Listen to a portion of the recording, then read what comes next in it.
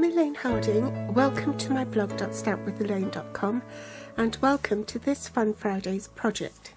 We're going to be using the Merry Cafe stamp set again, together with the coffee cups framelit dies. But this time we're making a 3D project with it, with the Halloween stamps.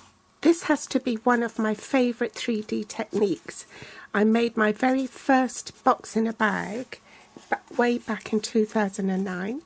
I'll put a link in my blog post, and you can make this box in a bag with various sizes just by varying the measurements on the base of the box or the length and width of your DSP. It also depends on what you're putting in the box, so the larger your treats or the taller or thinner, you know, you can have biscuits or even ingredients for a drink.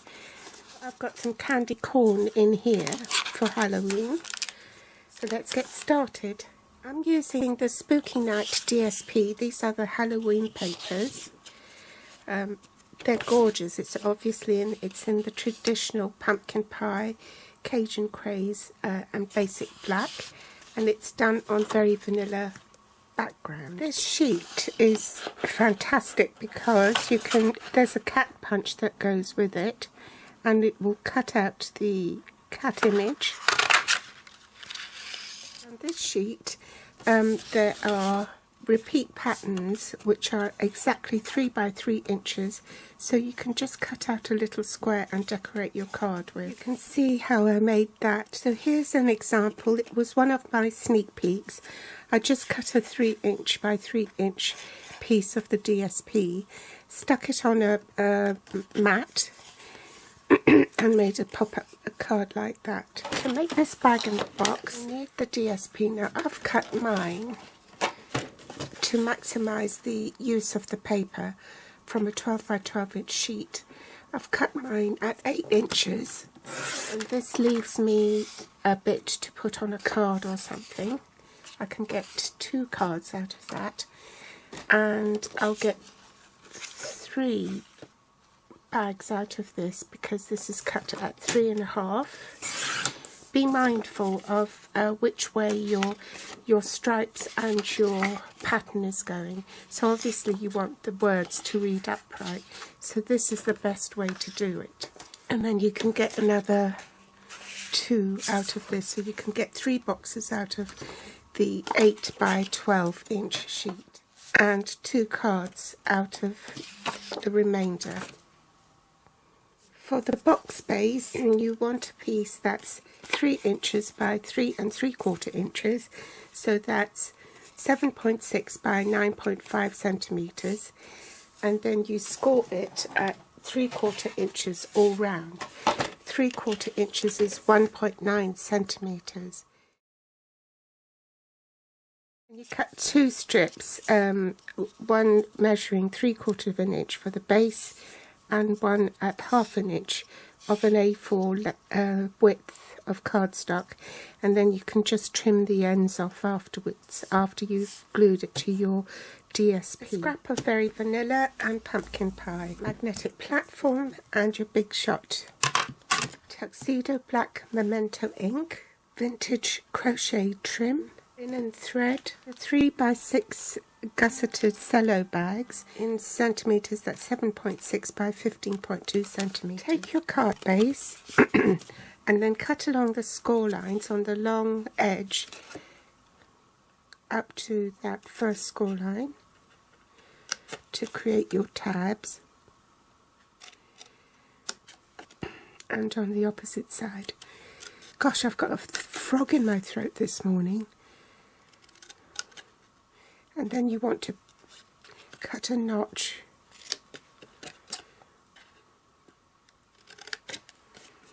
for a neater finish. Then you don't have bits sticking out from the top. Burnish your score lines.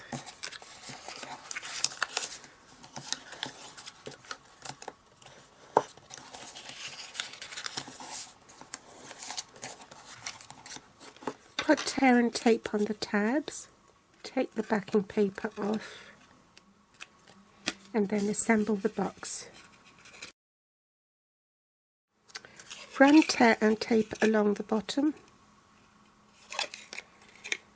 making sure that there are no gaps or holes.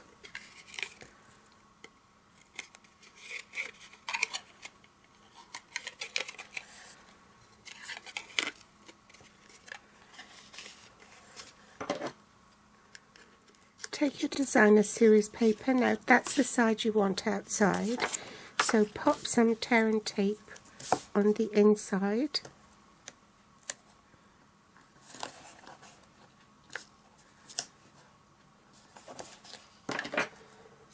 Just along one edge.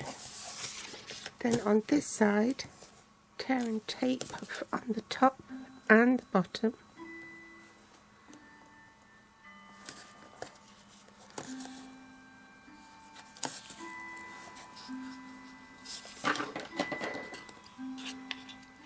Remove the backing strip and place the wider of the two black pieces on the base. The narrower one on the top, and that's just to give your paper a bit more strength. Trim off the edges. Take the backing strip off your box base. Start from the middle so that it's flush with the bottom of the box, and I place mine flat.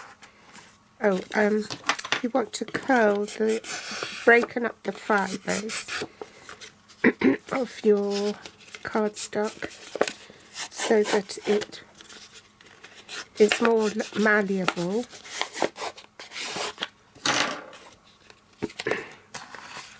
Place it on your work surface, a flat work surface, and then just use your finger to wrap it around the box.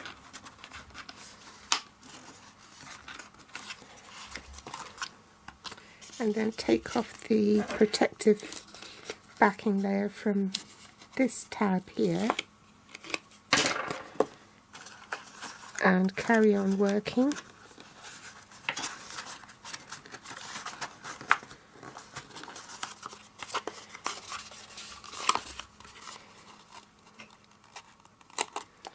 And then there's an overlap, and that should meet. Bring in my foam mat and a scrap sheet of paper, and I'm just going to stamp Witch's Brew. I'm just going to ink up the Witch's Brew sentiment in Tuxedo black ink and stamp it on very vanilla cardstock. Bring in the magnetic platform, pumpkin pie cardstock, and the die. So I want the smaller of the cups, and I also need to cut a lid. Do that from the very vanilla cardstock and also the wrap. So I'll cut that like that. Top cutting plate, and I'm ready to run it through the big shop, so I'll do that off camera. Now I'm going to stamp the little cobweb in Tuxedo Memento black ink.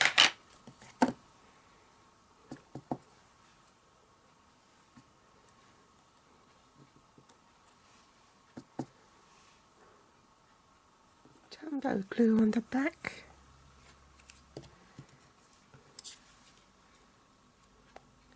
Attach that to my cup. Just a line of glue on the top.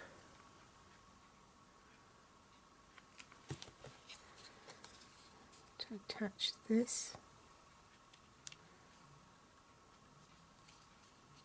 Dimensionals on the back.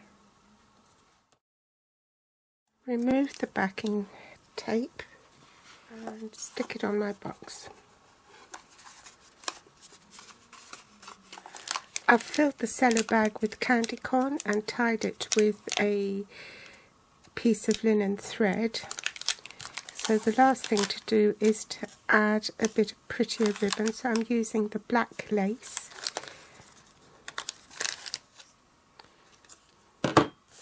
Cut some off. And then just tie it.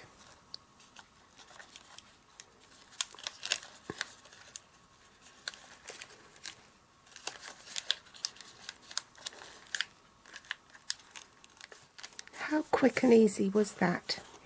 Which do you prefer, the one with the stripy ribbon or the lace, a bigger cup or the smaller cup? I hope you've enjoyed today's tutorial. Please give me a thumbs up if you like it, subscribe or share on Facebook, and my grateful thanks if you do. If you're watching from YouTube, you'll find the list of supplies I use below this video in the Show More section, with direct links to my online store. They'll also be listed on my blog here at blog.stampwithelaine.com. You can find me on Facebook, Pinterest or Instagram. Thanks so much for watching, and I'll be back soon.